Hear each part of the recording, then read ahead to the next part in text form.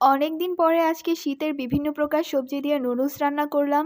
খেতে অনেক টেস্টি হয়েছে। এটা আমার কথা না, আম্মুর ফিডব্যাক ছিল। অনেকে এসে বলবেন আমি নিজের ঢোল নিজেই পিটাচ্ছি, মোটেও তা নয়। আজকের সবজি নুডলসটা সত্যিই খুব মজা হয়েছিল। হ্যালো এভরিওয়ান, আসসালামু আলাইকুম। Welcome to my page and welcome to my new another blog video.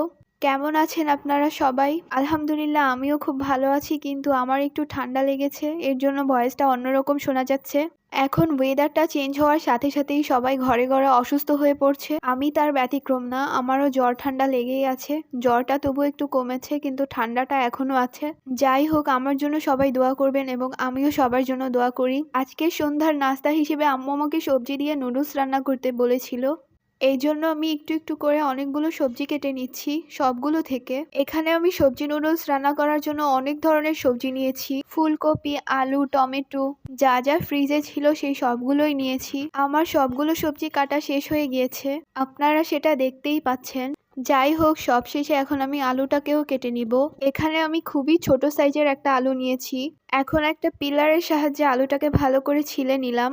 এখন আলুটাকে কুচি করে কেটে নিচ্ছি। আমার সবগুলো সবজি অলমোস্ট কাটা শেষ। এখন আপনারা একটা কথা বলতেই পারেন যে আমি টমেটো কেন কাটলাম, যেখানে আমরা নুডলসের সাথে বিভিন্ন প্রকার সস ব্যবহার করে থাকি, সেখানে টমেটো কুচি কেন লাগবে? এখন আমি বলছি। আমার আম্মু সস খেতে একদমই পছন্দ করেন না, সেই জন্য আমি আজকের নুডলসে কোনো প্রকার সস ব্যবহার করব না। সসের পরিবর্তেই আমি একটা টমেটো কুচি করে নিয়েছি, কারণ আম্মু টমেটোর যে কোনো তরকারি, যে কোনো রেসিপি খেতে পছন্দ করেন। তো কথা বলতে বলতে আমি এদিকে চুলায় একটা কড়াই বসিয়ে তার মধ্যে পানি গরম দিয়ে দিয়েছি। এখন আমি কেটে রাখা সবজিগুলো দিয়ে দিলাম। এখন কিছু সময়ের জন্য আমি এটা সিদ্ধ করে নিব। আর এখানে আমি 2টা ডিম নিয়ে নিয়েছি নুডলসে ব্যবহার করার জন্য। ডিমগুলোকে আমি ভালো করে ফেটিয়ে নিব।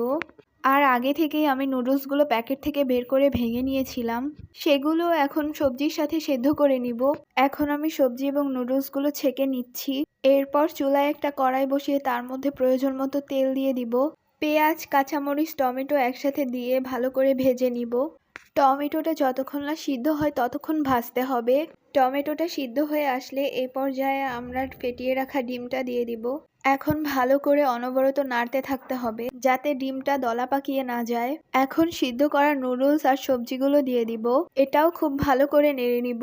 এখন নুডলসের সাথে থাকা মশলাটা আমি দিয়ে দিব। মশলাটাকে ভালো করে নেড়ে নুডলসের সাথে মিশিয়ে নিব। আমি কিন্তু এখানে কোনো প্রকার সস ব্যবহার করিনি। এখন কিছুটা ধনিয়া পাতা কুচি দিয়ে দিব। আমার ধনিয়া পাতা খুবই পছন্দ, এর জন্য আম্মু সব তরকারিতেই ধনিয়া পাতা দেন, তাই আমিও একটু দিয়ে দিলাম। ফাইনালি আমার রান্না শেষ। তো আজকের ভিডিওটা এ পর্যন্তই। সবাই ভালো থাকবেন।